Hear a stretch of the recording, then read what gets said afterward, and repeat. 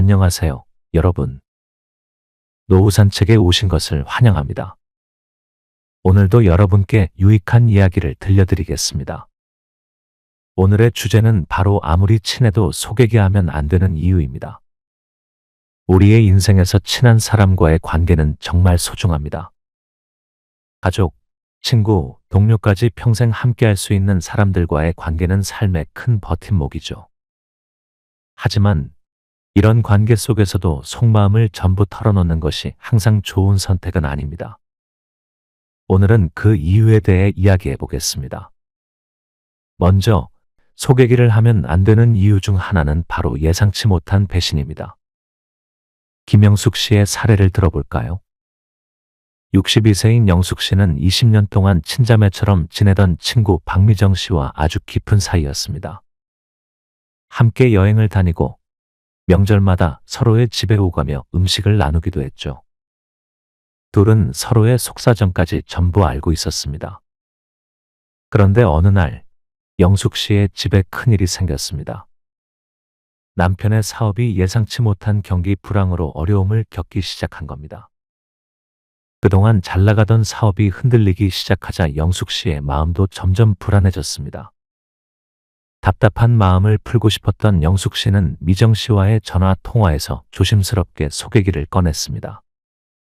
요즘 남편 사업이 좀 힘들어. 매출이 예전 같지 않네. 이러다 진짜 어쩌나 싶어 라고 말하며 남편이 은행 대출을 고민 중이라는 속사정을 털어놨습니다. 미정 씨는 에이, 괜찮아질 거야. 사업하는 사람들이 다 그런 시기가 있지.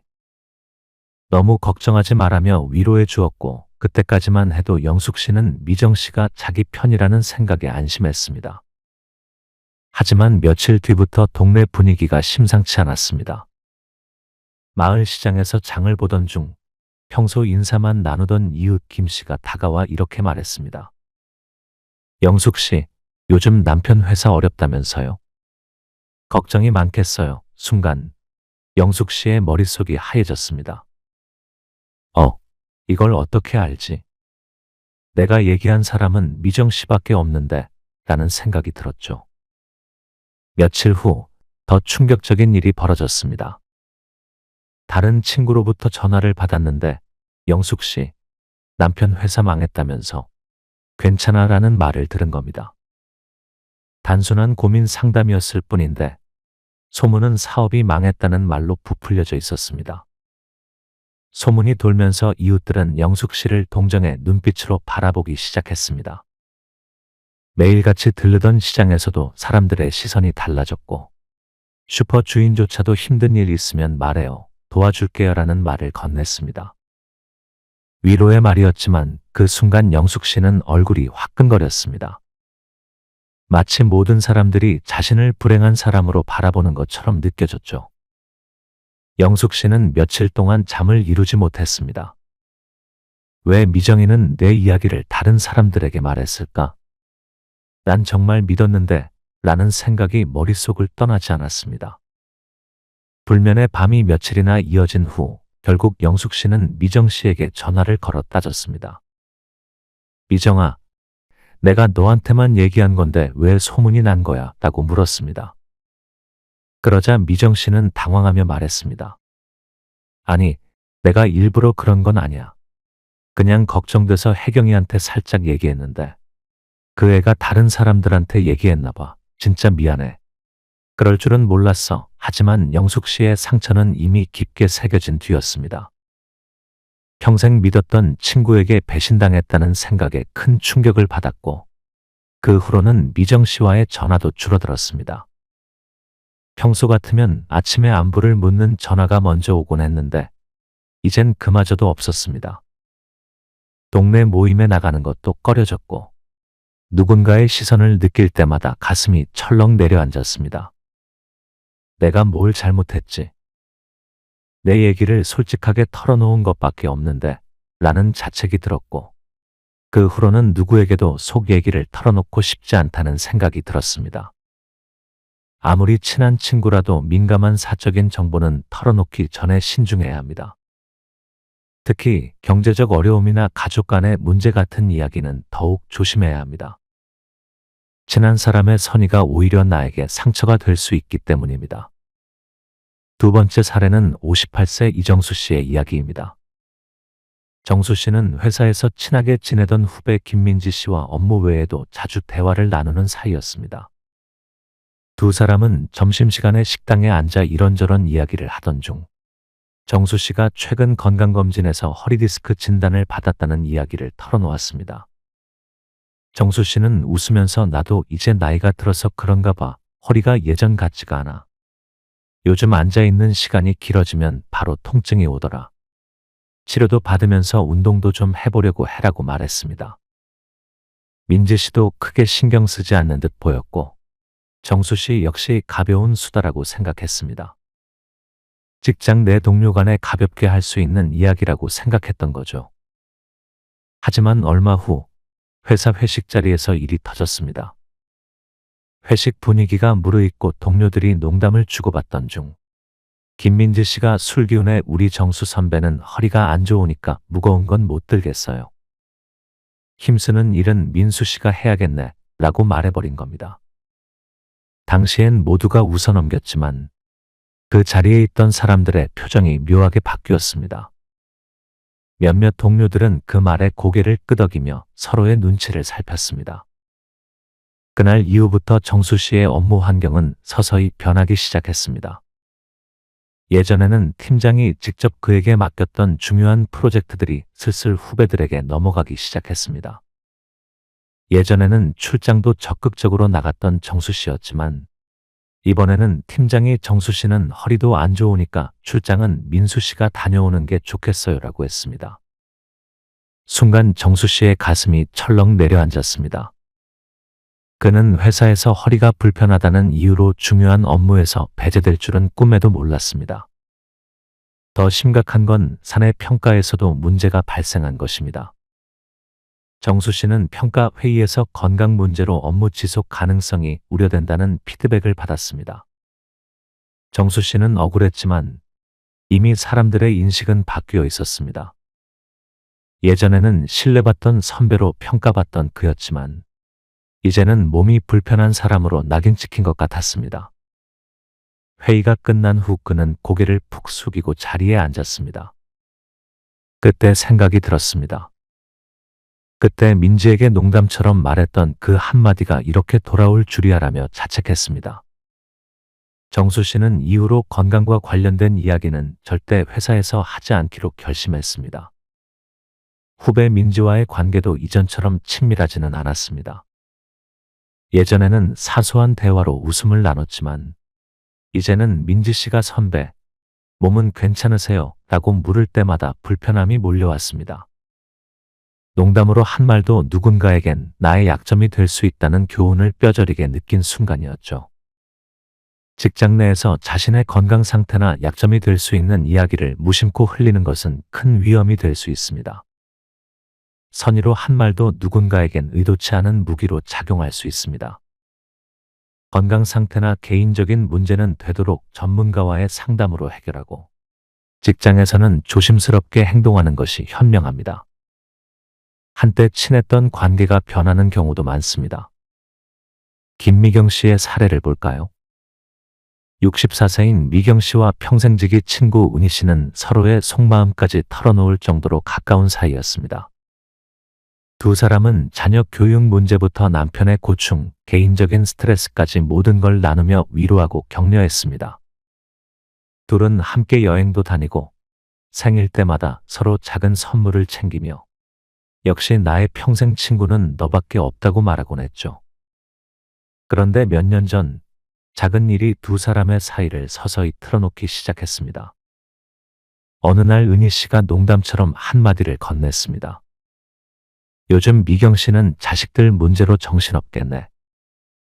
아직 큰아들 취업 안 됐다면서 순간 미경 씨의 얼굴이 굳어졌습니다. 그 얘긴 내가 너한테만 말했던 건데 라는 생각이 스쳤습니다. 사실 미경 씨의 아들은 졸업 후 몇 년째 취업 준비 중이었습니다. 가까운 친구에게 하소연 삼아 말한 이야기였죠. 그런데 이 이야기가 어떻게 다른 사람들의 입에 오르내리는 걸까요? 며칠 뒤 또 다른 지인이 전화를 걸어와 물었습니다. 미경 씨, 큰아들 아직도 직장 못 잡았어.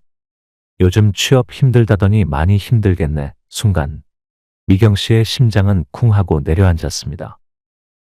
그 지인은 미경 씨의 집안 사정에 대해 모르는 사람이었거든요. 미경 씨는 참을 수가 없어서 은희 씨에게 전화를 걸었습니다. 은희야, 내가 너한테만 얘기한 건데 그게 어떻게 다른 사람들 귀에 들어갔어?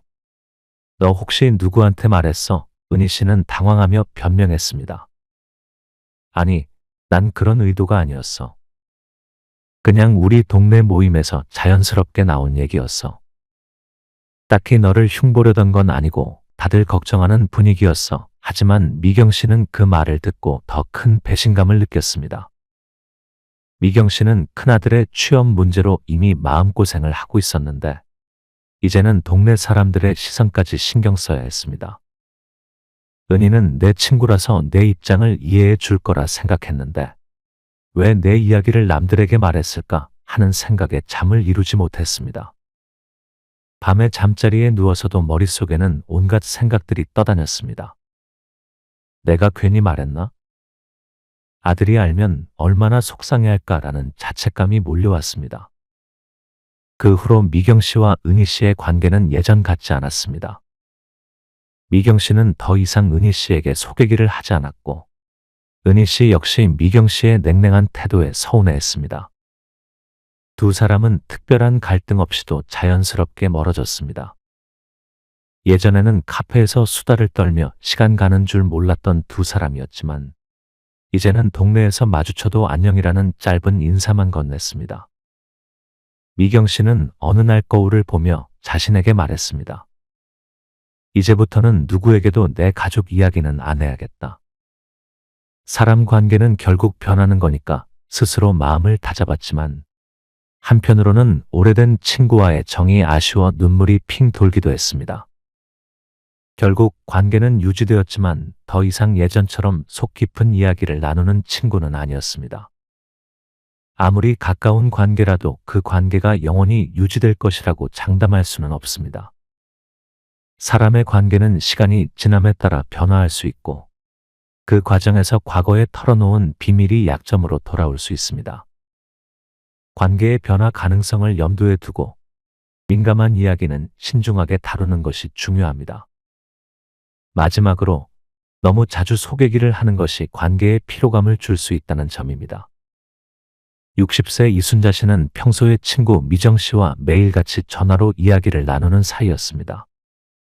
처음에는 서로의 고민을 나누며 위로가 되어주는 존재였습니다.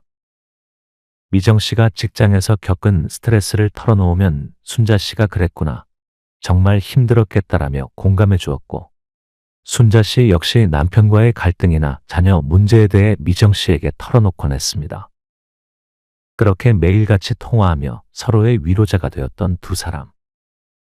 하지만 언제부터인가 미정 씨의 통화 패턴이 변하기 시작했습니다.